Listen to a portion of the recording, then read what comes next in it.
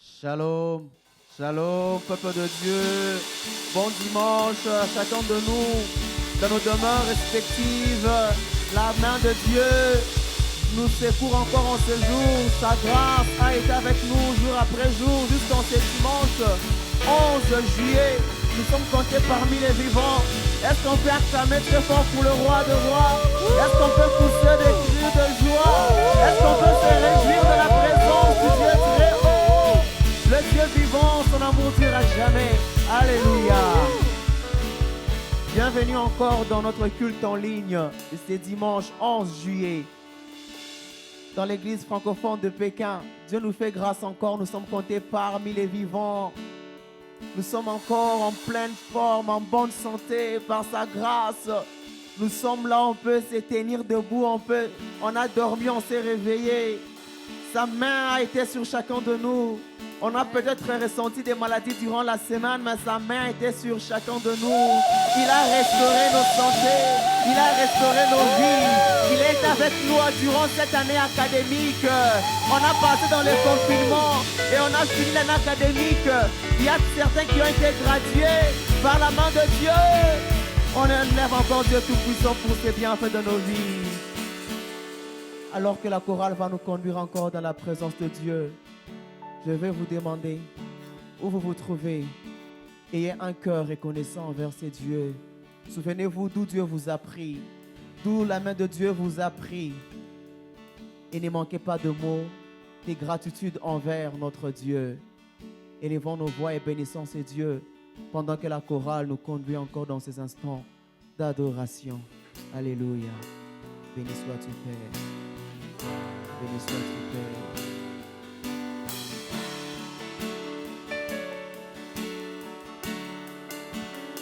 Nous allons dire, Jésus, rien n'est semblable à ta grâce qui m'a sauvé.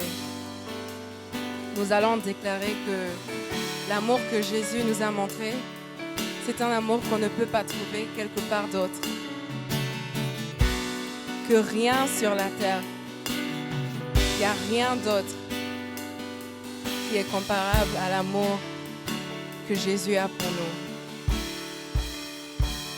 Aucun argent ni or, aucun autre trésor ne pourrait m'éloigner de ton cœur,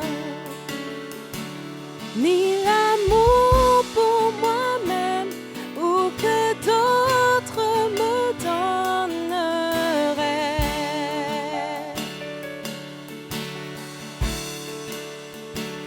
Aucun argent ni or, aucun autre trésor ne pourrait m'éloigner de ton cœur,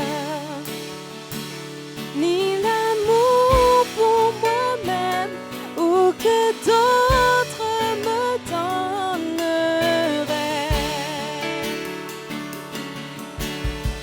Ensemble disons Jésus. Jésus, rien n'est semblable à ta grâce qui m'a sauvé. Sauveur, Sauveur, je te recherche aujourd'hui et à jamais. encore une fois Jésus.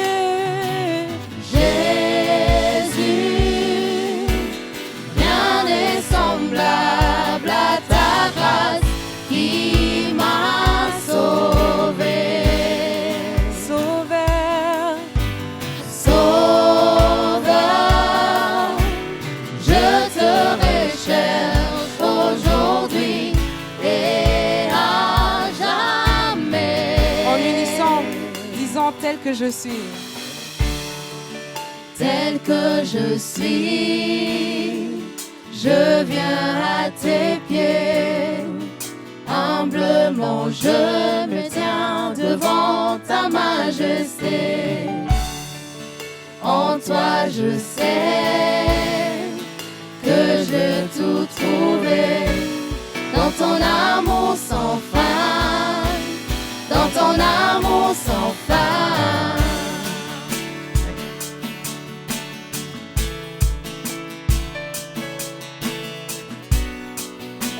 peut pousser un cri vers Dieu pour son amour sans fin? Ouh! Ouh! Dieu miséricordieux.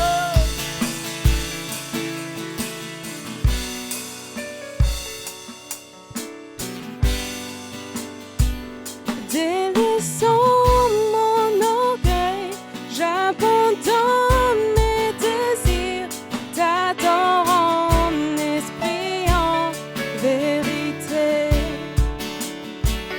Au-delà de mes rêves, de toute gloire, Seigneur, je te cherche. Ensemble disons Jésus. Jésus, rien n'est semblable à ta grâce qui m'a sauvé. Mon sauveur, Mon Sauveur, je te recherche aujourd'hui et à jamais. Jésus, Jésus, Jésus, rien n'est semblable à ta grâce qui m'a sauvé. mon sauveur, je te recherche. Sauveur, je te recherche aujourd'hui et à jamais. Tel que je suis, Tel que je suis, je viens à tes pieds. Humblement je me tiens devant ta majesté. En toi je sais que j'ai tout trouvé. Dans ton amour sans fin, dans ton amour tel sans que fin. je suis, Tel que je suis, je viens à tes pieds. Humblement je me tiens devant ta majesté. en toi je sais, En toi je sais que j'ai tout trouvé. Dans ton amour sans fin, dans ton amour sans fin. tu peux dire merci à Dieu pour son amour sans fin. Père, merci. Tu peux dire merci au Seigneur parce qu'en lui tu as tout trouvé. Merci pour tout, Père. Merci Seigneur. Merci, tendre Père. Merci pour ton amour. Merci pour ta grâce. En toi, j'ai eu mes repères. En toi, j'ai trouvé le repère de la vie, Père. Disons merci pour sa grâce. Merci pour la vie qu'il nous a donnée. Merci pour ce qu'il fait dans notre vie chaque Merci, jour. tendre Nous Père. sommes de témoignages vivants Tendre de son Père, amour merci. sans fin. Tendre Père, merci. Tendre Père, merci. Tendre Père, merci. Tendre Père, merci. Tendre Père, merci pour la grâce. En toi j'ai tout L'amour sans trouvé. En toi j'ai tout trouvé. Toi qui ferais le chemin, En il y a ton pas de amour chemin. sans fin. Merci Père. En ton Où on est amour perdu, sans tu viens fin. donner les repères. Tu es pour nous une boussole. En pleine navigation, on ne peut pas naviguer sans la boussole, sinon on est perdu. C'est toi notre boussole, c'est toi notre directeur, c'est toi notre chemin, Père. Notre repère, c'est toi. Merci Jésus pour ton amour sans fin. Merci Père. Merci Père. Merci Père. Disons Jésus, rien n'est semblable. Jésus, Rien n'est semblable à ta grâce qui m'a sauvé.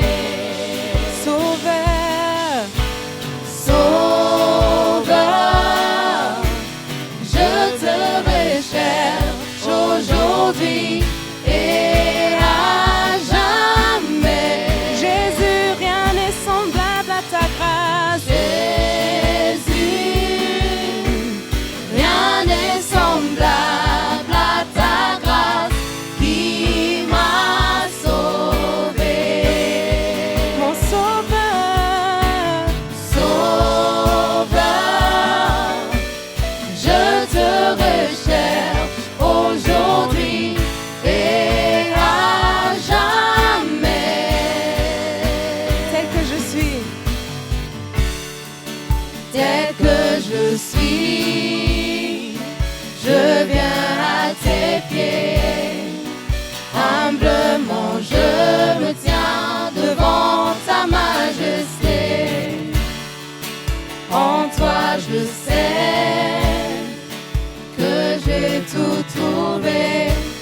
dans ton amour sans fin, dans ton amour sans fin. Tel que je suis encore une fois.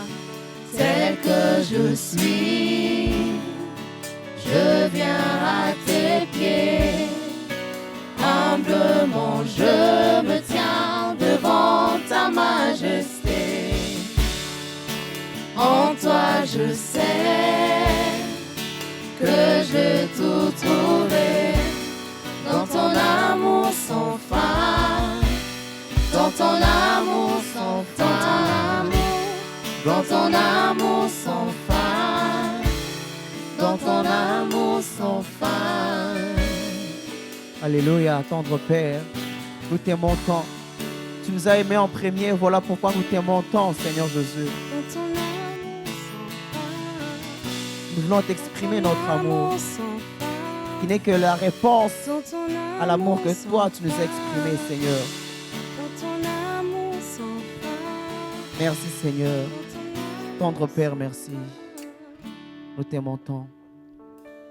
Agrée ces chants, qu'ils montent comme parfum de bonne odeur devant ton autel.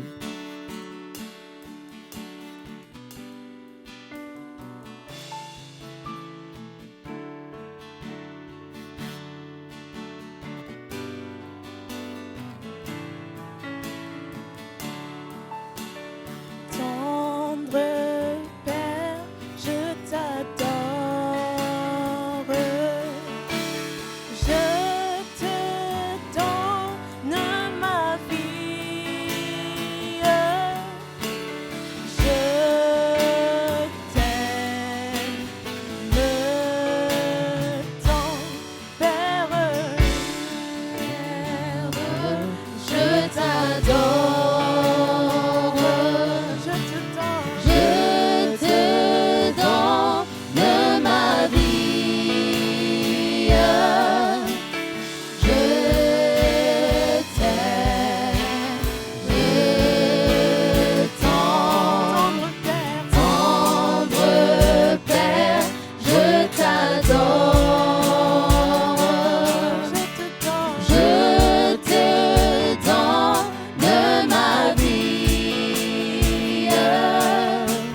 Je t'aime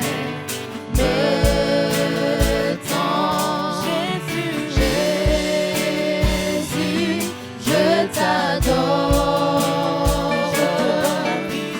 Je te donne ma vie. Je t'aime tant. Jésus, je t'adore. Je te donne ma vie. Je t'aime tant. Saint-Esprit, je t'adore. Je te donne ma vie. je t'aime. Je t'aime tant. Saint-Esprit, je t'adore. Je te donne ma vie. Je t'aime tant. Tendre Père, Tendre Père, je t'adore. donne ma vie. Je te donne ma vie. Je Je t'aime. t'aime tant. Tendre Père, Tendre Père, je t'adore. je te donne ma vie. Je te donne ma vie. Je Je t'aime tant. Seigneur,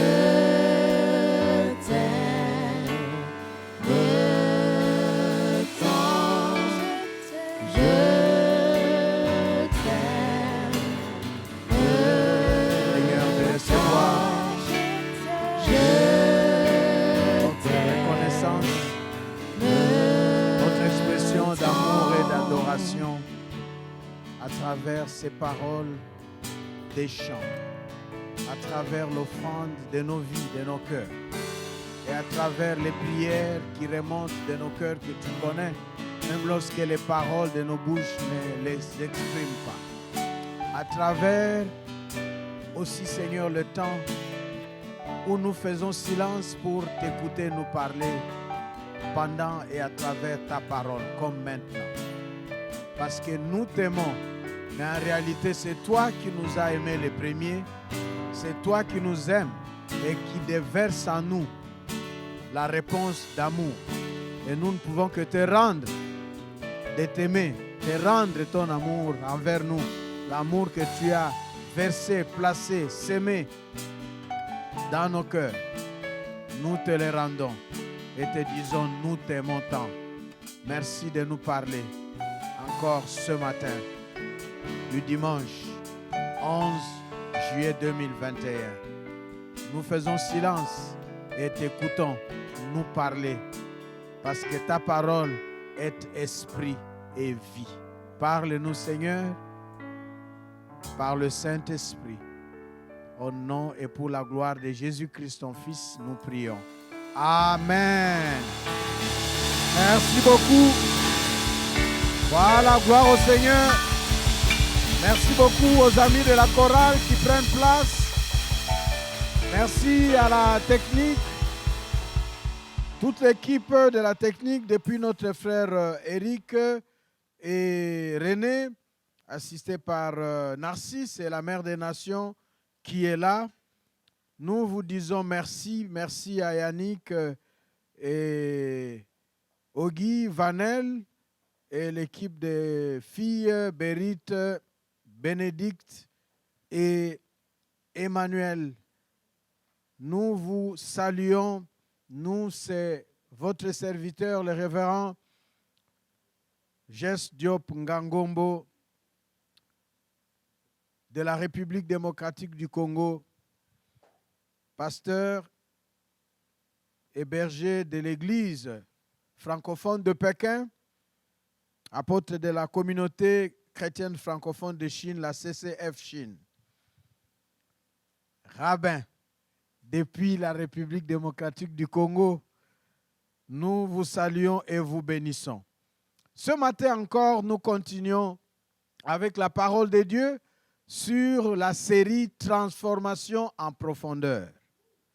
Transformation en profondeur, nous sommes en train d'aller petit à petit et nous avons dit autrefois que parlant de transformation en profondeur, nous voulons voir jusqu'où le salut que Dieu nous offre en Jésus-Christ touche notre être, l'être de la personne humaine bénéficiaire et objet du salut. Jusqu'où? Et nous avons parlé de diverses dimensions. Nous sommes en train de parler de la dimension verticale de transformation en profondeur. Dire dimension verticale évoque la dimension horizontale, horizontale interpersonnelle, horizontale spatiale et la dimension réflexive. Aujourd'hui encore, la dimension verticale de la transformation en profondeur. Nous commencerons par des lectures bibliques. Lisons la parole de Dieu. Nous lisons avec notre frère Yannick dans Exode, chapitre 3, versets 12 à 14, puis Exode, chapitre 4, versets 22 à 23. Exode, chapitre 3, versets 12 à 14. Nous lisons au nom du Seigneur. « Je serai avec toi, lui répondit Dieu, Et voici le signe auquel on reconnaîtra que c'est moi qui t'ai envoyé. Quand tu auras fait sortir le peuple hors d'Égypte, vous m'adorerez sur cette montagne-ci. » Moïse reprit, « J'irai donc trouver les Israélites et je leur dirai, « Le Dieu de vos ancêtres m'a envoyé vers vous. » Mais s'ils me demandent quel est son nom, que leur répondrai-je? Alors Dieu dit à Moïse, « Je suis celui qui y est. » Puis il ajouta, « Voici ce que tu diras aux Israélites. Je suis m'a envoyé vers vous. » Et nous allons au chapitre 4, versets 22 et 23. Toujours Exode. Tu diras au Pharaon, « Voici ce que dit l'Éternel. Israël est mon fils aîné. Je te l'ordonne. Laisse aller mon fils pour qu'il me rende un culte. Si tu refuses, je ferai périr ton fils aîné. » Voilà. Nous allons dans un deuxième passage, Genèse, tout au début de la Bible, de votre Bible. Genèse chapitre 1, verset 1, puis viendra Deutéronome 6, verset 4. D'abord, Genèse 1, verset 1. Au commencement, Dieu créa le ciel et la terre. Or, la terre était informe et vide. Les ténèbres recouvraient l'abîme et l'Esprit de Dieu planait au-dessus des eaux. Deutéronome chapitre 6, verset 4. Après le Deutéronome, nous serons dans le Nouveau Testament, l'Évangile selon Jean, au premier chapitre. D'abord, Deutéronome chapitre 6, verset 4. Nous avons beaucoup de lectures maintenant, au début, et puis nous en aurons encore à la fin. Ça va nous donner l'idée sur ce que nous allons apprendre. Deutéronome chapitre 6, verset 4. Nous lisons. « Écoute, Israël, l'Éternel est notre Dieu. Il est le seul éternel. » Amen. Voilà. Et Jean chapitre 1er, versets 12 et 13. L'Évangile selon Saint Jean chapitre 1, versets 12 et 13. Nous lisons. « Certains pourtant l'ont accueilli, ils ont cru en lui. À tout cela, il a accordé le privilège de devenir enfant de Dieu. Ce n'est pas par une naissance naturelle, ni sous l'impulsion d'un désir, ou encore par la volonté d'un homme, qu'ils les sont devenus, mais c'est de Dieu qu'ils sont nés. C'est lui qui est, la parole est devenue homme et il a vécu parmi nous. Nous avons contemplé sa gloire, la gloire du Fils unique envoyé par son Père, plénitude de grâce et de vérité. 16 à 18. Nous avons tous été comblés de ses richesses.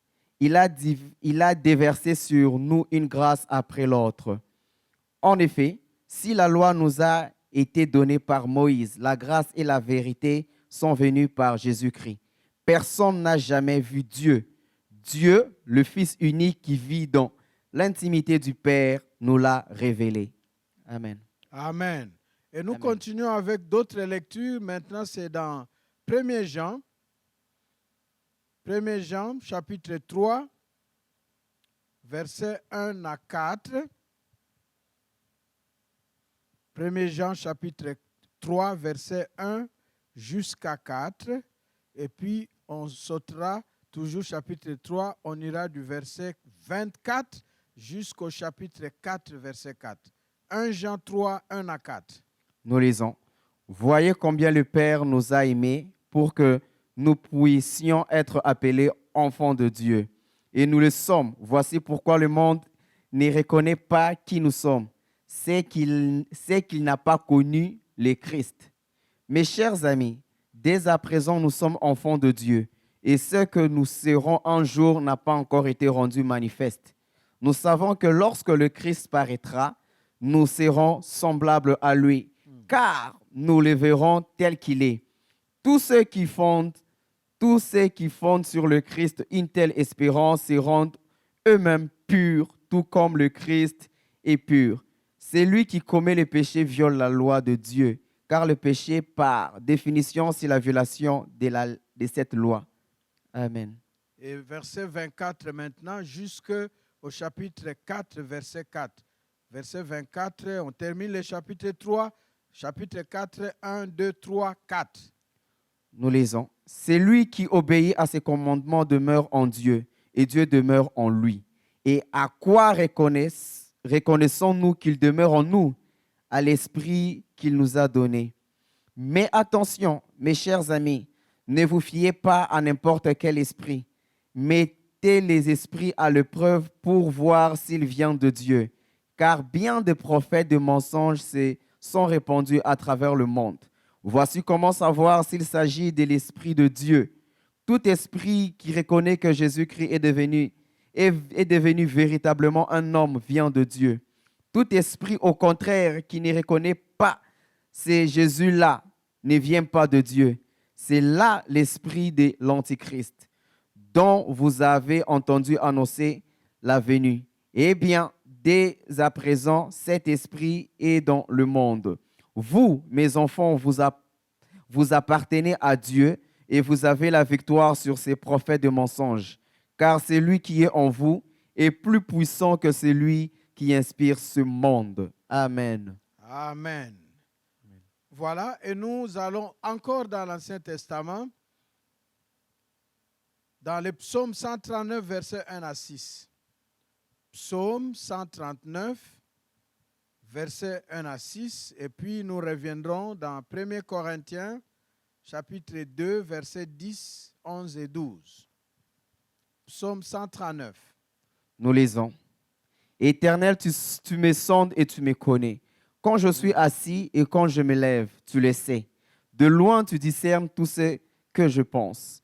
Tu sais quand je marche et quand je me couche. Et tous mes chemins te sont familiers. Bien avant qu'un mot vienne sur mes lèvres, Éternel, tu sais déjà tout ce que je veux dire. Tu es devant moi et derrière moi. Tu m'entoures, ta main est sur moi. Merveilleux savoir hors de ma portée, savoir trop sublime pour que je l'atteigne. Amen. Amen. Et puis 1 Corinthiens, chapitre 2, versets 10 à 12. Ces passages sont lus selon la traduction, la Bible du Semeur. 1 Corinthiens, chapitre 2, versets 10, 11 et 12. Nous lisons. Or, Dieu nous l'a révélé par son esprit. L'esprit, en effet, scrute tout, même les pensées les plus intimes de Dieu. Quel être humain peut savoir ce qui se passe dans un autre homme? Seul l'esprit de cet homme en lui le sait. De même, nul ne peut connaître ce qui est en Dieu si ce n'est l'esprit de Dieu. Or, nous avons reçu non l'esprit du monde, mais l'esprit même qui vient de Dieu pour que nous comprenions tous les bienfaits de Dieu nous accordés par sa grâce. Amen. Et Amen. enfin, Éphésiens, chapitre 1er, versets 2 et 3. Éphésiens, chapitre 1er, versets 2 et 3. Paul, apôtre de Jésus-Christ par la volonté de Dieu, salue ceux qui appartiennent à Dieu et qui croient en Jésus-Christ. Que Dieu notre Père et le Seigneur Jésus vous accordent la grâce et la paix. Amen. Amen. Merci beaucoup. Alors, donc, vous avez suivi là une bonne liste des passages bibliques depuis l'Exode avec Moïse, à qui Dieu s'est révélé et qu'il a envoyé auprès de Pharaon. Et Moïse qui voulait savoir qu'est-ce qu'il dirait aux enfants d'Israël. Et Dieu lui donne comment il s'est fait connaître. Je suis m'a envoyé vers vous. Je suis celui qui suis ou celui qui est. Je suis Dieu. Et il dit à Pharaon, Dieu envoie Moïse à Pharaon lui dire, dis à Pharaon, Israël est mon fils premier-né. Donc Dieu appelle Israël son fils. Et le langage de fils évoque une paternité, une filiation. Alors, nous sommes en train de parler de la dimension verticale de la transformation en profondeur. La dimension verticale consiste dans la relation entre l'être humain et Dieu. Et de ces passages-là, et de cette vérité, la dimension verticale de la transformation en profondeur, aujourd'hui, c'est la deuxième fois que nous en parlons. Nous en avons parlé le dimanche dernier, le 4 juillet, et ce dimanche 11, nous en reparlons.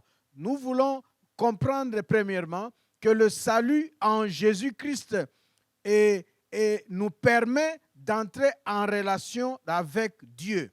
Et ce salut en Jésus-Christ nous met en relation avec Dieu en définissant une relation de père. Dieu comme père.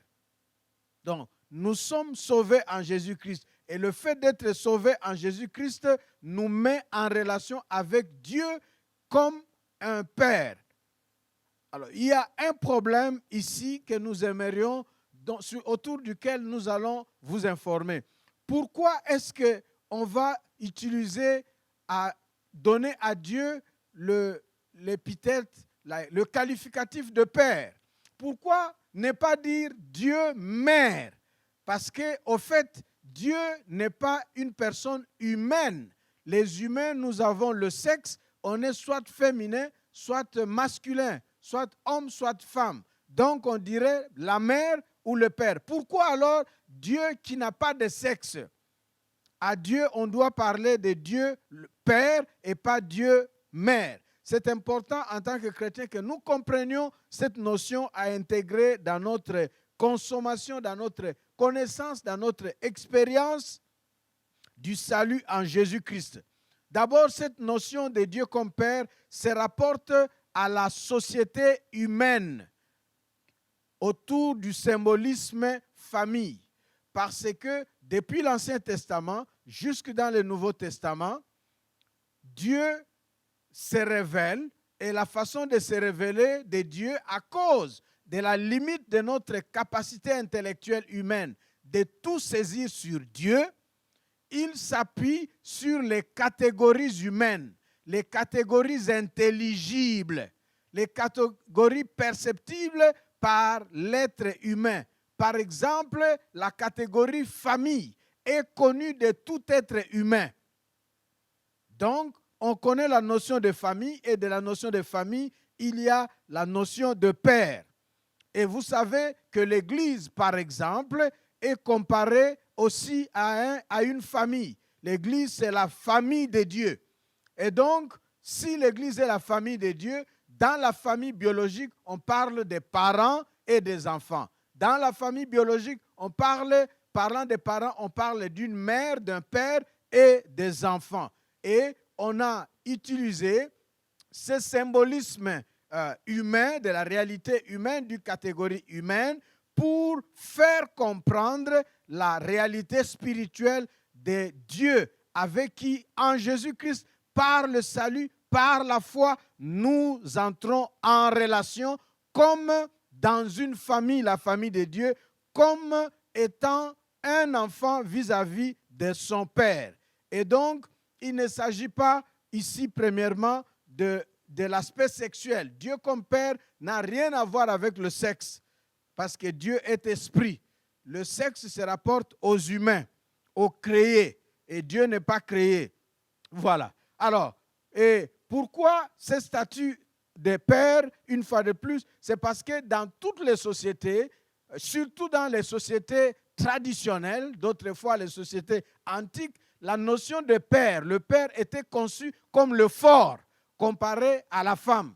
Aujourd'hui, avec les sports, les arts martiaux, il y a des femmes qui veulent défier les hommes. Et ils font beaucoup de sports, des arts martiaux, ils développent la musculature, et puis voilà pour menacer et tabasser. Je me souviens d'une fille au Brésil qui était traumatisée de voir comment est-ce que son papa maltraitait sa maman, et elle a fait les arts martiaux, elle a fait le catch professionnel. Et dans sa tête, elle se disait, je vais venger ma mère. Et je veux venger ma mère. Si un jour je vois ce monsieur la toucher, je veux lui faire la bonne leçon de sa vie. Mais aussi, quand moi-même je serai marié, si ce type-là ose, il en aura pour sa part. Et avec le mouvement féministe, nous avons aujourd'hui des femmes qui veulent, on veut le partage des rôles, des pouvoirs, la reconnaissance. Et parfois, malheureusement, quand on dit, OK, vous voulez égalité, hommes et femmes, maintenant faites ceci. Alors, parce que biophysiologiquement, du point de vue force, énergie et musculature, les hommes ont plus d'énergie et de force que les femmes. Mais du point de vue autre, endurance, on voit que la femme est plus endurante que l'homme. Donc, ici, nous ne sommes pas dans un contexte de courants féministes ou masculinistes, des courants sexuels ou sexuels. Il s'agit au fait de cette conception de l'image du Père qui est le fort, le Père qui est le responsable, celui qui apporte solution à tout. Et c'est là que la société hébraïque, parce que la Bible, l'Ancien Testament appartient à Israël, le peuple juif, les Hébreux, eux, ils avaient cette notion qu'on appelle le pater familia de leur culture, la culture hébraïque de ce temps, qui consistait à se représenter le Père comme le fort de la société, le solutionnaire de tout. Il a la solution à tout. Donc, Dieu comme Père évoque l'idée que si, par tous les moyens qui puissent exister, on n'a pas de solution, auprès de ton Dieu, il a la solution. Il a la solution en tout parce qu'il est fort. C'est de là d'ailleurs qu'on verra certains de ces noms comme El Shaddai, qui signifie tout-puissant.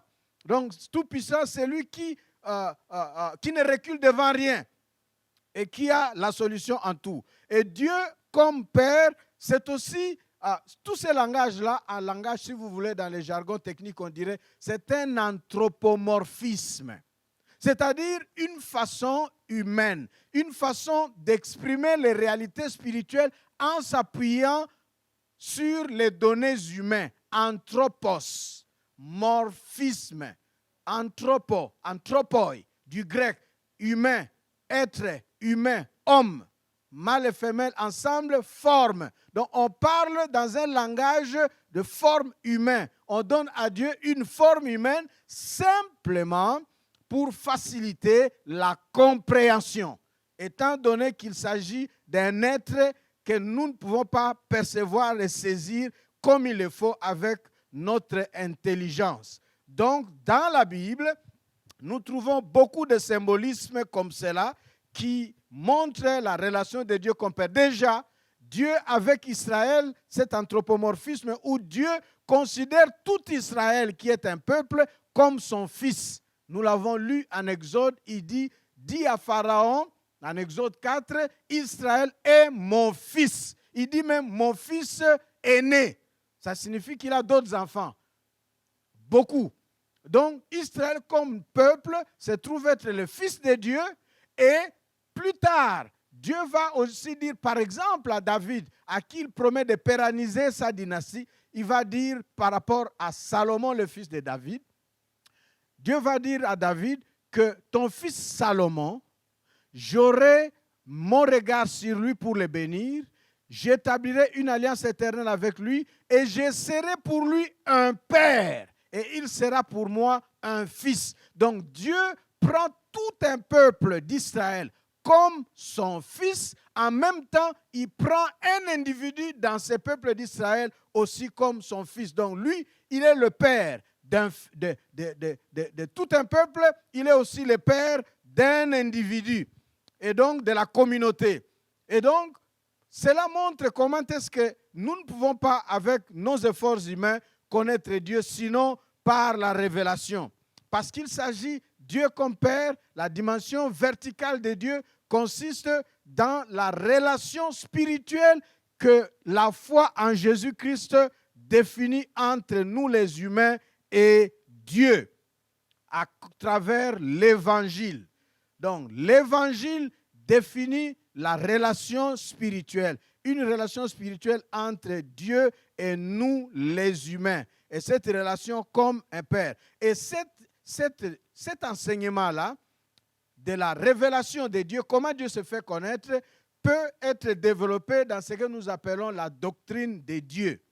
Et la doctrine de Dieu, où on parle de Dieu, dans la doctrine de Dieu, on va finir par parler, par exemple, de la Trinité, du Dieu un qui est trine. Nous n'en parlons pas ici, nous en parlerons plus tard. Cette doctrine qui transparaît dans toute la Bible, depuis l'Ancien Testament jusque dans le Nouveau Testament. Et c'est ce que Jésus a vécu. Jésus a enseigné et recommandé à ses disciples. Il appelait Dieu mon Père. Il disait aux apôtres, mon Père, votre Père.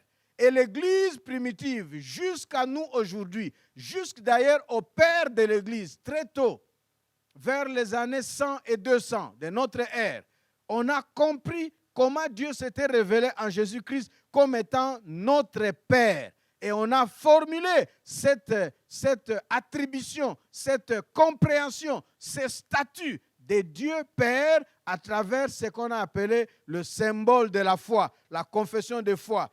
Nous croyons, le symbole de la foi, il y a une phrase, le début qui dit « Nous croyons en Dieu le Père Tout-Puissant ». Nous croyons en Dieu le Tout-Puissant. Et donc, ça nous montre combien Dieu est notre Père en Jésus-Christ. Dieu est notre Père en Jésus-Christ signifie quoi?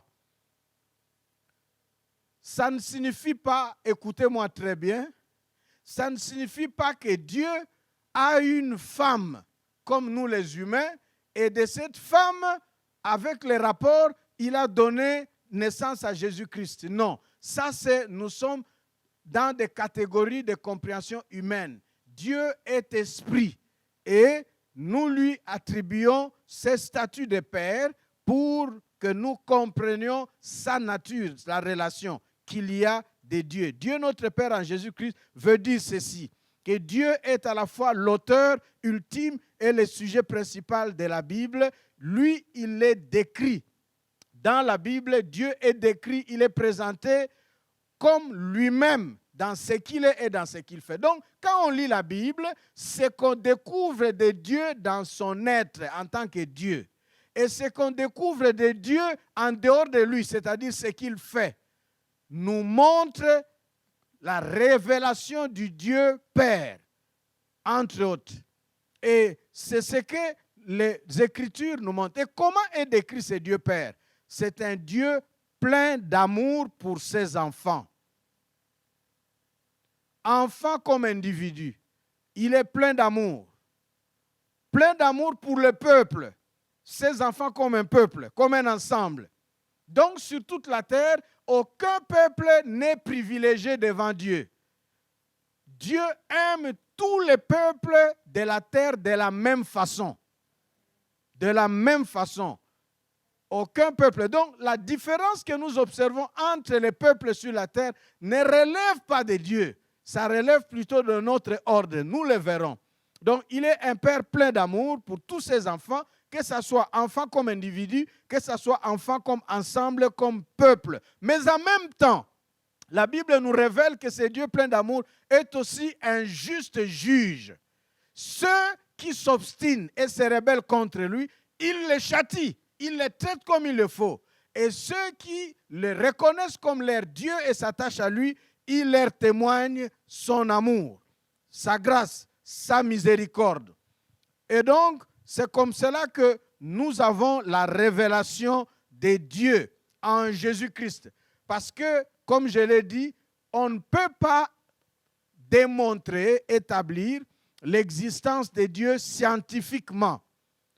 Nous ne pouvons pas le faire de manière humaine. Et pour bien comprendre cela, nous avons besoin de la foi. Et la foi opère par la procédure scripturaire, théologique qu'on appelle la révélation. C'est-à-dire, Dieu lui-même se fait connaître à nous. Et quand il se fait connaître, nous recevons sa relation, sa révélation par la foi, alors nous expérimentons. Donc avec Dieu, il y a la révélation qui nous le fait connaître par la foi Et quand nous accueillons cette révélation comme grâce par la foi, nous expérimentons effectivement ce que Dieu est à travers la parole. Et voici quelques vérités que nous devons donc retenir depuis l'Ancien Testament et le Nouveau Testament autour de ce que la Bible dit concernant Dieu. Dieu s'est fait connaître dans l'espace et dans le temps à travers différentes dispensations par rapport à son plan du salut. Voilà. Ça signifie quoi? Par exemple, dans l'Ancien Testament, parce qu'il y a des gens qui souffrent sur le débat de la Trinité pour dire Dieu le Père, le Fils, le Saint-Esprit, et ça fait nombre de débats. Nous reviendrons sur ça. Mais dans l'Ancien Testament, Dieu a eu plusieurs noms. Dieu est El, un seul Dieu. Il est Elohim, plusieurs dieux au pluriel. Dieu est Yahweh, Yehovah. Dieu est Adonai. Dieu est Elion. Il est El Shaddai. On va voir beaucoup de noms qui sont attribués à Dieu. Il ne s'agit pas de plusieurs dieux. Il s'agit d'un seul Dieu qui se révèle dans l'expérience humaine, dans l'histoire humaine, dans le temps et dans l'espace, selon les contextes, en vue de son plan de salut. La Bible, ce n'est pas un livre scientifique, ça nous fait connaître Dieu. Ça ne nous donne pas de prouver l'existence de Dieu, mais ça nous invite d'accueillir la révélation de Dieu. Amen. Quelqu'un accueille la révélation de Dieu par la foi, et cette révélation que tu accueilles par la foi te donne non seulement la connaissance, mais aussi l'expérience. Parce que vivre la relation de Dieu comme Père n'est pas seulement un truc intellectuel de connaissance, mais c'est spirituel, on l'expérimente. Et nous aurons à décrire les attributs de Dieu. Et parmi les attributs de Dieu, il y a par exemple la paternité. La Bible présente Dieu dans sa paternité comme Père. Qu'est-ce que Dieu est et qu'est-ce qu'il fait comme Père? La Bible nous montre que Dieu, dans sa nature, dans son être, cette révélation progressive va aboutir et trouver sa plénitude en Jésus-Christ. Et Dieu, qui s'est révélé depuis l'Ancien Testament jusqu'en Jésus-Christ, va définir divers types, disais-je, ou diverses sortes de relations avec les humains, avec la créature. Et parmi ces relations, la relation la plus proche, la plus tendre, la plus intime, la plus profonde que Dieu définit d'avec ce qu'il a créé, c'est la relation de père. Dieu veut être le Père. La relation paternelle est présente, attribuée à Dieu dans l'Ancien Testament comme dans le Nouveau Testament. Jésus-Christ lui-même a plus souvent appelé Dieu Père. Et il a enseigné, présenté et recommandé à son disciple. Et il disait, mon Père qui est aussi votre Père. Voilà. Et donc, nous avons cette notion, ça signifie quoi déjà théologiquement? Qu'en Jésus-Christ, nous avons été adoptés. Dieu comme Père est une relation par adoption. Vous savez, c'est important. Là encore, il s'agit d'un support humain. Le support humain, la réalité humaine de l'adoption, nous connaissons cela. Surtout dans le monde occidental. On adopte, aujourd'hui, l'adoption peut devenir un truc commercial, un truc pour se faire passer, pour se faire accepter. L'adoption. On peut adopter un enfant parce qu'on le trouve dans les besoins, il est malheureux, il n'a pas de logement, on veut lui offrir un cadre familial pour grandir. Mais lorsque on élève cet enfant-là qu'on a ramassé tout petit, on l'adopte, on l'élève, et l'enfant grandit, il commence à poser des caprices à un certain âge. Ceux qui l'ont adopté, la maman saura que cet enfant-là, je l'ai adopté, il ne vient pas de mes entrailles. Et si on n'a pas le cœur, on peut facilement résigner et casser l'adoption et abandonner l'enfant et même lui cracher que d'ailleurs. Et ça va tuer l'enfant vivant en le laissant vivant, ça va le tuer plus que lorsqu'il était sur la rue ou lorsqu'il était démuni. Ça, c'est les humains. Et c'est réel. Nous avons vu ici une famille européenne qui avait une fille et ils cherchaient un garçon. Et le temps passé, je ne sais pas pourquoi, et ils ont adopté un enfant, un garçon. Et nous voyons comment est-ce qu'ils choyaient l'enfant. Mon chéri, mon prince, viens ici. On voyait monsieur et madame, on l'entourait, on les cajolait, ces petits-là. Et puis, on l'appelait, on lui donnait toutes sortes de qualificatifs là. Héritier, prince, oh viens. Et il était là. Ils avaient l'aîné une fille. Et voici que la maman devient enceinte quelques années après. Et l'enfant qui naît de cette grossesse est un garçon. Nous avons vu cette famille choyer cet enfant adoptif. Le choyer, l'aimer, le gâter, le porter comme un bijou, comme de l'œuf, comme prince, comme héritier. Nous avons vu cela. Et nous avons aussi vu comment est-ce que ces petits souffraient lorsque l'enfant biologique, garçon, était né de ce même couple.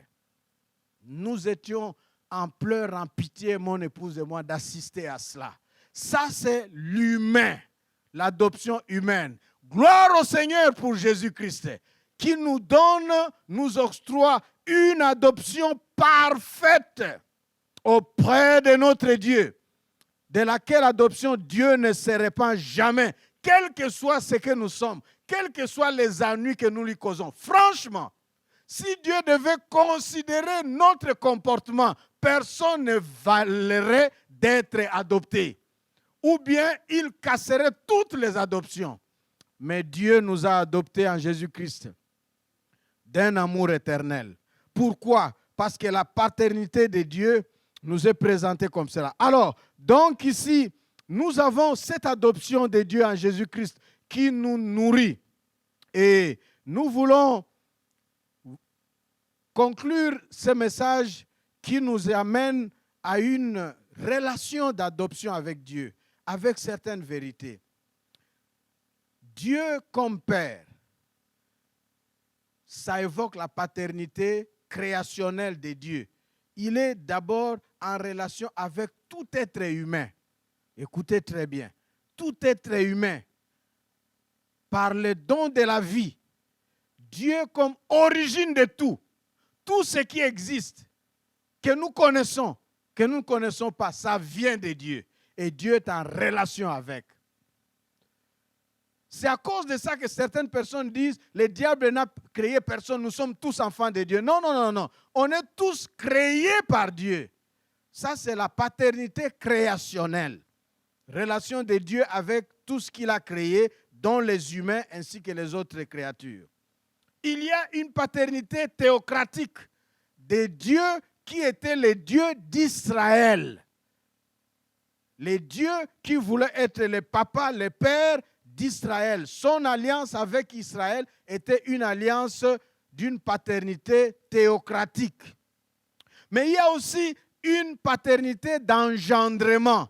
Dieu a un fils unique. Si Israël était son fils aîné, mais Dieu a un seul fils unique. Un seul fils unique que Dieu a appelé et présenté. Et à qui il a recommandé qu'on l'aime. Et c'est à travers ce fils unique que nous autres, nous sommes des fils et des enfants adoptifs. Ce fils unique s'appelle Jésus-Christ de Nazareth. C'est la paternité d'engendrement qui fait de Dieu le Père de Jésus-Christ et Jésus-Christ le Fils de Dieu. Et de cette paternité d'engendrement, il y a notre paternité d'adoption. Nous sommes enfants de Dieu. Le salut et la rédemption que Jésus a accompli nous donne le statut, nous donne l'identité d'enfants de Dieu. Et à travers ce salut, le Saint-Esprit vient et il nous transforme pour confirmer que réellement, Dieu t'a sauvé, Dieu t'a aimé, Dieu t'a régénéré. Et le Saint-Esprit réalise cette adoption des dieux en Jésus-Christ. Et quand le Saint-Esprit réalise cela, nous pouvons être libérés de tout ce que nous avons hérité de nos familles pour crier à Dieu, Abba, mon papa. Ça me rappelle une fille. Ça fait longtemps, près de 20 ans, invité dans une église au pays, en train d'animer et de prêcher pendant toute une semaine. Et une fille pleurait, elle s'est avancée et elle a donné sa vie à Jésus. Et je priais, elle pleurait, elle ne cessait pas. Et à la fin, le pasteur est venu me voir pour me dire, elle veut te parler. Et je l'ai écoutée, elle dit, nous sommes 4 enfants avec notre maman. Notre maman, et je parlais de Dieu le papa, Dieu le père qui aime. Et cette fille était dépassée, elle était touchée, elle a reçu Jésus. Elle disait, nous vivons avec notre maman dans une maison. Notre maman est une prostituée. Tous les 4, personne ne connaît son père. Et nous avons demandé à maman, le papa, elle a dit, je ne sais pas. 4 enfants dont la mère ne reconnaît aucun papa géniteur de tous ces enfants-là. Oh, cette famille a été restaurée à cause du salut qui est entré par cette petite fille qui a reçu Jésus-Christ, qui a compris qu'il y a un Dieu Père. Lorsque les parents du monde t'ont amené à la vie sans te programmer et sans s'assumer, il y a un Dieu qui peut s'élever et s'assumer comme ton Père et plus que le Père biologique. Comme cela, tu es libéré, guéri, restauré dans tes blessures, transformé. Tu peux vivre sans gêne de savoir que je suis enfant de Dieu en Jésus-Christ. Merci Seigneur. Cet enfant était restauré. En Jésus-Christ, par la foi, Dieu nous intègre et nous accueille dans la famille comme ses enfants. Il nous donne de naître comme ses enfants par le Saint-Esprit. Peu importe notre origine biologique, les ADN qui peuvent être corrompus de par les mamans, des ADN envoûtés par maman ou papa, leur descendance, envoûtés, ensorcelés, des ADN, des pactes, que tout ce que vous voulez, empoisonnés. En Jésus-Christ, nous recevons une nouvelle identité. Nous recevons une ADN spirituelle qui ne peut ni se flétrir, ni se corrompre. Et Dieu, le Père spirituel, s'élève et s'assume devant le monde, devant le diable, devant quiconque pour dire, c'est mon fils bien-aimé, c'est ma fille bien-aimée, je suis son Père. Et l'Esprit pousse en toi ces cris de déclaration, Abba, Père. Voilà ce que la dimension verticale de transformation fait à nous. Nous voulons accueillir cette vérité en méditant quelques passages qui vont nous faire prier. Dieu notre Père, dans la relation avec lui, nous recevons la miséricorde de Dieu, la compassion de Dieu, la grâce de Dieu. Nous recevons l'amour, sa fidélité. Nous recevons son pardon. Nous recevons ses faveurs. Nous recevons toutes sortes de sollicitudes. Ah oui, j'ai béni le Seigneur. Des gens comme moi, je n'ai aucun souvenir de mon papa. Aucun souvenir parce que je n'ai pas grandi avec lui. Je n'ai aucune idée, aucune image, aucune photo, rien du tout. Ah, c'est Dieu comme Père qui m'a guéri, qui m'a restauré, qui m'a donné la joie d'être un homme et qui m'a donné de dire, ah oui, je veux être un papa pour mes enfants à cause de Jésus-Christ. Ah, quelqu'un veut être restauré d'auprès de Dieu en Jésus-Christ qui t'offre ton Dieu comme Père. Comme ça, tu peux crier, Papa, Dieu, tu es mon papa. Tous, nous avons besoin d'un papa. C'est comme ça qu'il nous a dit, quand vous priez, dites notre Père qui est aux cieux. Mais avant de dire notre Père qui est aux cieux, méditons ces paroles. D'abord, Jean, l'Évangile. Notre sœur Emmanuel va lire. Jean chapitre 20, verset 17. Je lis la parole de Dieu. Ne me retiens pas, lui dit Jésus, car je ne suis pas encore monté vers le Père. Va plutôt trouver mes frères et dis-leur de ma part, je monte vers mon Père qui est votre Père, vers mon Dieu qui est votre Dieu. Voilà.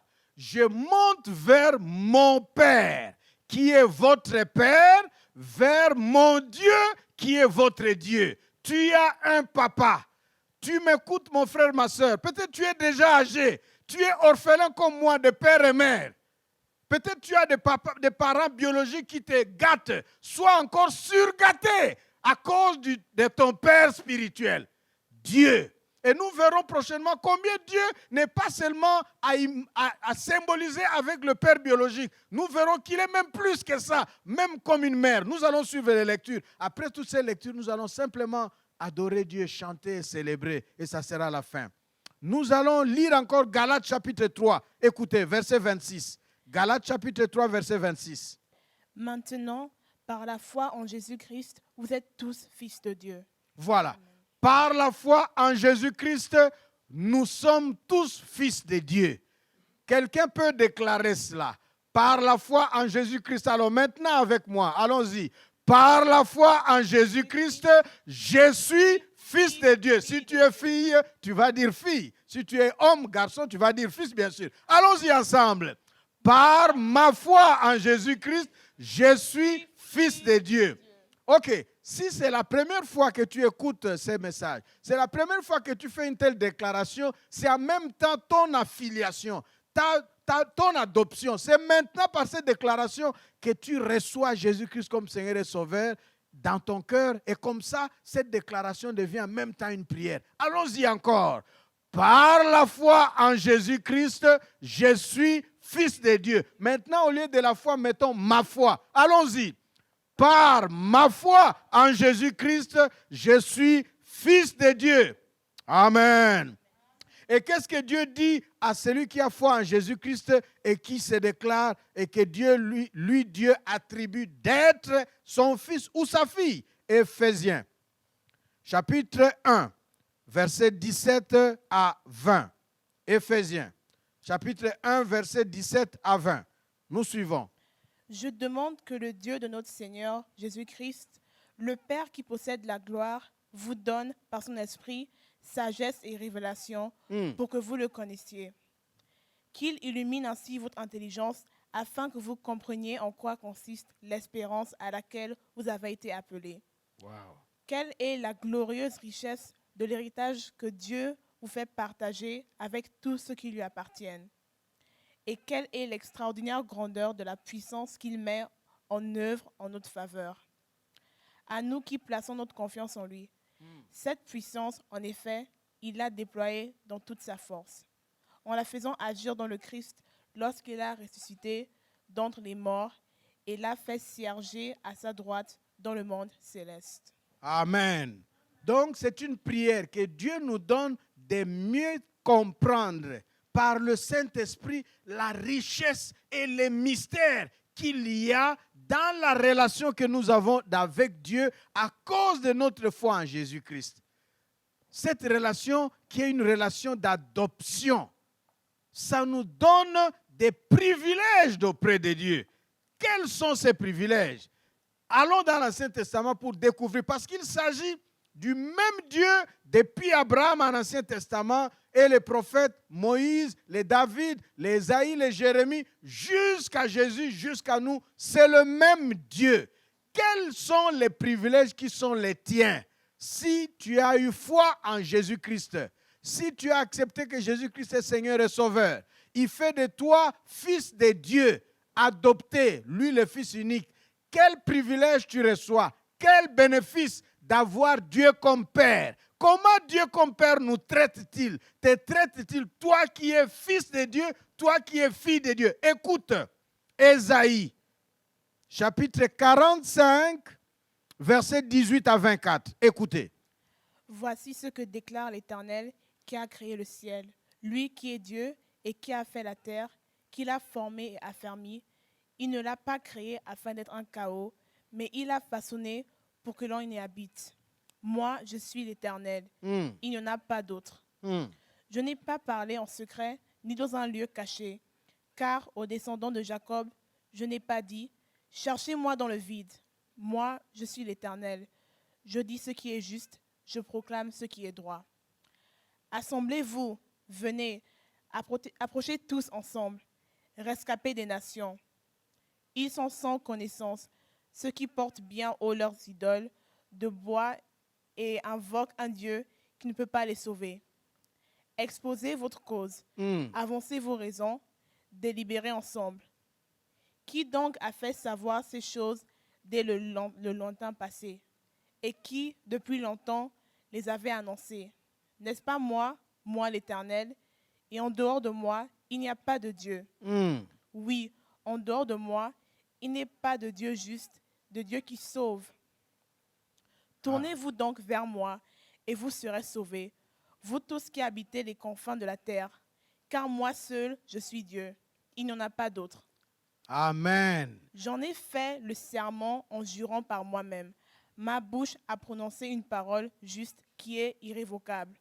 Devant moi, tout genou pleurera et toute langue prêtera serment par mon nom. Disons à mon sujet, c'est en l'Éternel seul que réside pour moi la justice et la force. À lui viendront honteux tous ceux qui, contre lui, s'étaient mis en colère. Amen. Amen. En dehors de moi, il n'y a pas d'autre Dieu. Même s'il existait des dieux, ce sont des faux dieux. Le vrai Dieu, c'est moi, Dieu unique. Ça, c'est ce que Dieu déclare. Et comme Dieu unique, il dit, viens, cherche-moi. Dieu ne veut pas que tu le cherches dans le vide, mais que ça soit une relation entre toi et lui, comme un enfant et son père, comme une fille et son père, comme un fils et son père. Pas dans le vide. Et il dit, présente-moi ta cause. Ah, quelqu'un a une cause à présenter devant son papa. Il est prêt à écouter ta cause. Et qu'est-ce qu'il fera? Comment il te traitera? Ésaïe 49, versets 15 et 16. Écoutez. Une femme oublie-t-elle l'enfant qu'elle nourrit? Cesse-t-elle d'aimer l'enfant qu'elle a conçu? Et même si les mères oublieraient leur enfant, je ne t'oublierai pas. Voici, je t'ai gravé dans le creux de mes mains. Je pense constamment à tes remparts. Amen. Amen. Aujourd'hui, nous assistons les contrastes de la déclaration biblique. Une femme peut-elle oublier les fruits de ses entrailles? Une femme peut-elle oublier l'enfant qu'elle a porté 9 mois, dont elle a souffert au travail de délivrance à la maternité? Est-ce que c'est possible? La réponse c'est quoi? Oui, ça arrive aujourd'hui. Dieu dit non, on ne peut pas. Mais la réalité, ça arrive. C'est pourquoi Dieu dit, même si cela s'est passé, comme ça se passe maintenant, nous apprenons un enfant jeté, abandonné, on ne sait pas, la maman s'est enfuie, portée, disparue. Dieu dit, même si cela arrive comme nous le vivons, moi, Dieu, je ne t'abandonnerai jamais. Je t'ai gravé. Donc, tu es écrit en lettres de sang de Jésus-Christ dans le cœur même de Dieu. Ah, quelqu'un sautille de joie de se savoir jamais abandonné. Lorsque tu te retrouveras toute seule ou tout seul, n'oublie pas que ton Dieu te porte dans son cœur, gravé, jamais abandonné. Comment il va te traiter? Enfin, Ésaïe 66, versets 10 à 14. Écoutez. Réjouissez-vous avec Jérusalem et soyez tous dans l'allégresse à son sujet, vous qui l'aimez. Prenez part à sa joie, vous tous qui avez pris le deuil à cause d'elle.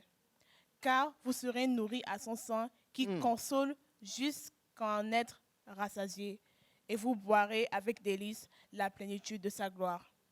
Car ainsi parle l'Éternel, je vais faire affluer la paix vers elle comme un fleuve, la gloire des nations, tout comme un torrent qui déborde. Vous serez allaités et portés sur la hanche, bercés sur les genoux. Comme un enfant que sa mère console, je vous consolerai. Oui, dans Jérusalem, vous serez consolés. Vous en serez témoins et votre cœur se réjouira. Votre corps reprendra vigueur, tout comme une herbe qui verdit. Car l'Éternel interviendra en faveur de ses serviteurs, mais il se retirera contre ses ennemis. Amen. Amen. Et vous voyez dans ce texte-là, un symbolisme qui nous aide à ne pas seulement nous limiter à considérer Dieu comme un père. Il est plus qu'un père, il peut même être une mère. Parce que dans les textes on dit, Dieu dit, je vais vous allaiter de mes seins. Chez les humains, entre nous les humains, les femmes et les hommes, qui ont les seins qui portent le lait, ce sont les femmes, c'est le ministère. Laissez-moi vous dire ça, ce n'est pas un rôle, c'est tout un ministère. Écoutez-moi, chère maman, vous qui vous fatiguez d'allaiter en disant « mais je suis fatigué » et vous le faites en boudant, en murmurant, c'est tout un ministère. C'est pourquoi Dieu dit « je te porterai sur mes genoux ». Je t'allaiterai de mon sein jusqu'à ce que tu sois rassasié.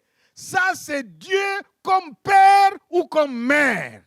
C'est vraiment Dieu comme mère. C'est pour dire, élevons-nous spirituellement. Pour ne pas nous limiter dans des considérations bornées des dieux selon les considérations humaines. Dieu se présente en fort comme père. Tout-puissant, mais Dieu aussi est tendre, rempli d'amour, de sollicitude et de soins, toutes données et riches sans se fatiguer, comme une mère, jusqu'à nous allaiter, jusqu'à nous nourrir, jusqu'à nous rassasier. Et il veut nous porter. Waouh! Nous avons été portés par nos parents, ça fait longtemps. Aujourd'hui, moi je suis papa. Si mon dernier, il vient avec toute sa masse, il dit, il vient, il se met sur moi pour que je le porte. La première réaction, je dis, qu'est-ce qui se passe? Et puis je lui donne quelques minutes, je dis, non, non, non, tu vas me casser, tu vas me faire mal. Parce qu'il pèse. Dieu dit, il va te porter sur ses genoux. Waouh! Jusqu'à ce que tu sois rassasié, jusqu'à ce que tu sois restauré, jusqu'à ce que tu te sois revigoré, jusqu'à ce que tu sois guéri, jusqu'à ce que tu sois consolé, jusqu'à ce que ta tristesse disparaisse, jusqu'à ce que ta dépression quitte, jusqu'à ce que tu ne craques pas.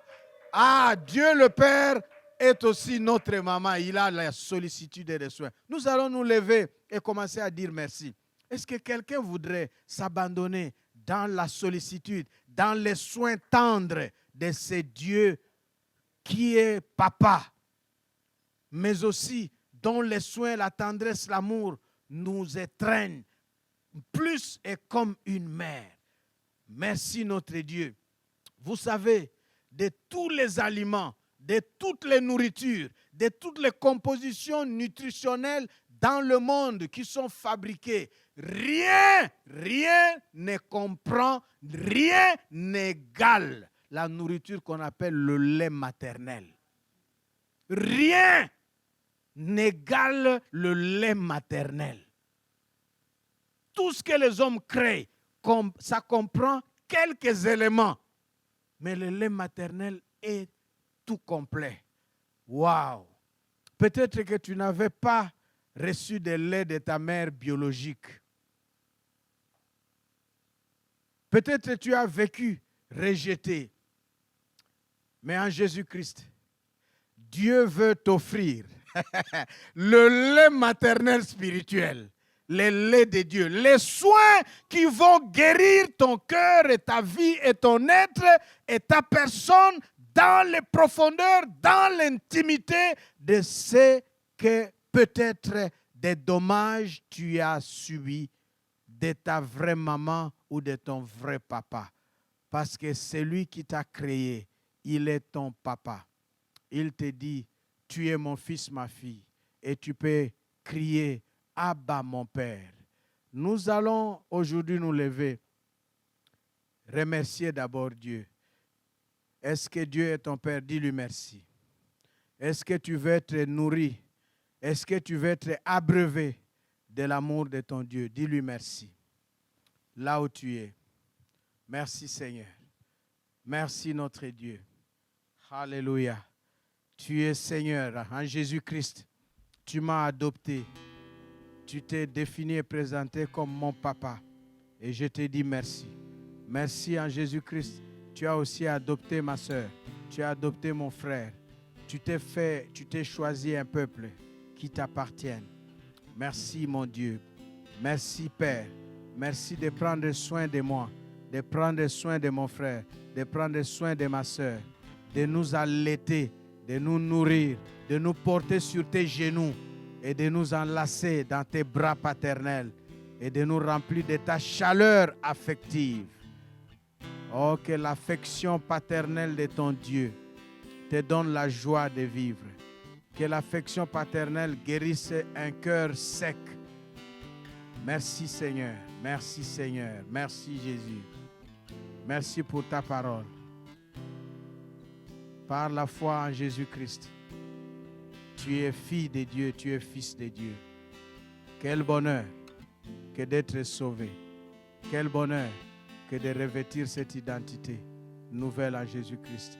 Quel bonheur que de s'ouvrir au travail transformateur du Saint-Esprit qui établit et démontre dans ta vie que Dieu est ton Père. Jamais tu es seul.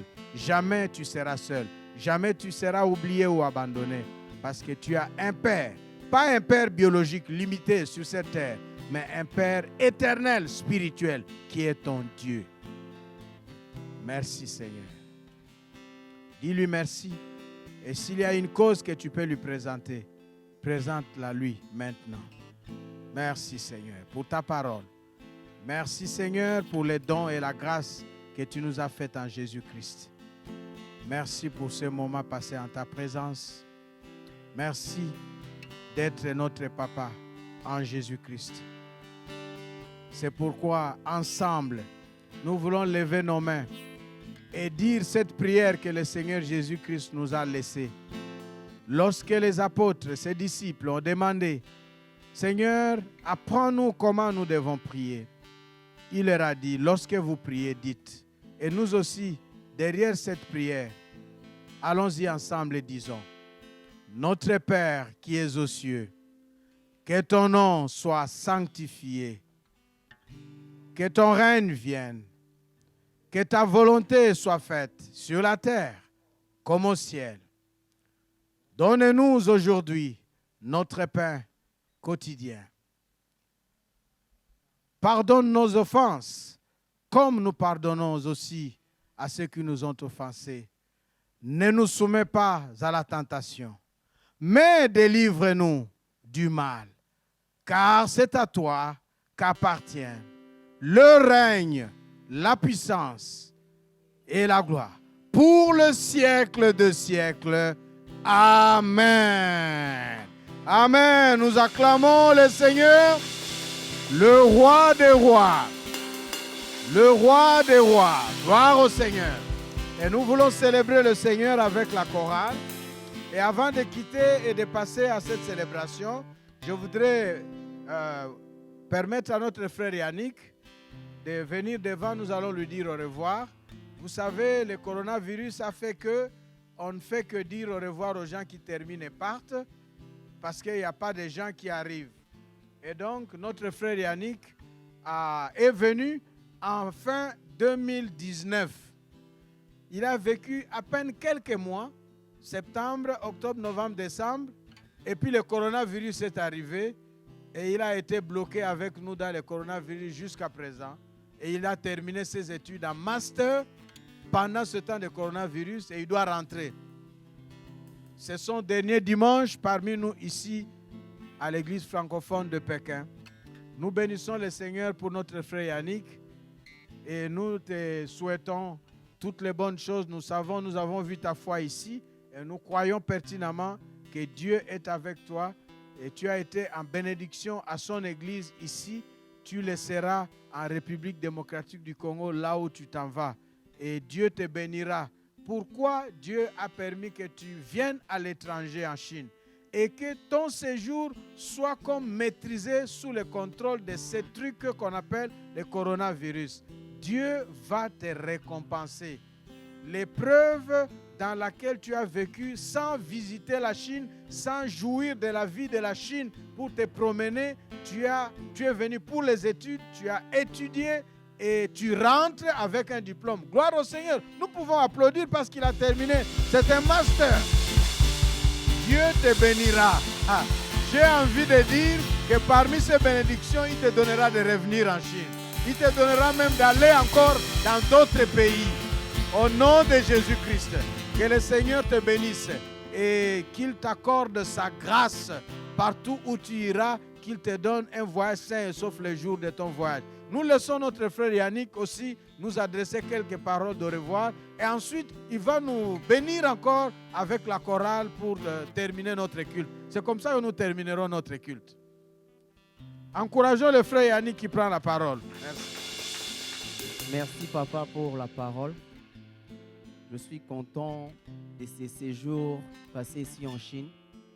En venant ici, j'étais vraiment dans l'abattement et aussi je me demandais, je m'en vais dans un endroit où je ne sais même pas si je trouverai une église que deviendra ma foi chrétienne. Mais gloire à Dieu, j'ai trouvé que Dieu est loué partout, il est célébré partout. Dans tout le coin du monde, il y a toujours des endroits où les enfants de Dieu se réunissent pour le lever. Et j'ai trouvé vraiment une famille dans cette église. Vraiment une famille. Je me suis vraiment habitué et ça fait aussi mal de partir et laisser la famille ici. Je remercie vraiment l'église pour toute l'affection que j'ai reçue auprès de notre pasteur Berger, que moi j'appelle toujours papa, auprès de maman Chantal, auprès de toute la chorale, toute l'église. Vraiment, j'ai été vraiment béni. Je pars avec un bon souvenir. Que Dieu reste toujours au centre de tout dans cette église ici. Merci.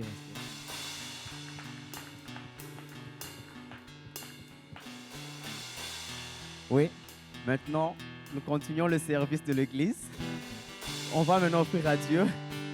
On va offrir à Dieu nos offrandes, lui apporter ce que nous avons réservé pour lui. Nous prions d'abord pour les offrandes et puis on va le célébrer. Seigneur, merci pour ta parole. Merci pour ta grâce qui était au milieu de nous.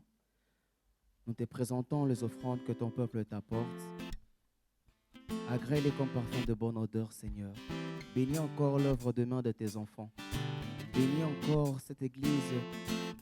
Pourvois toujours toutes sortes de richesses dans cette église pour le bon, pour que ton œuvre avance encore dans les meilleures conditions. Nous avons ainsi prié au nom puissant de Jésus-Christ. Amen. On va célébrer Dieu où nous sommes à la maison. Levons-nous, acclamons très fort pour le roi de rois. Et on va danser pour le Seigneur.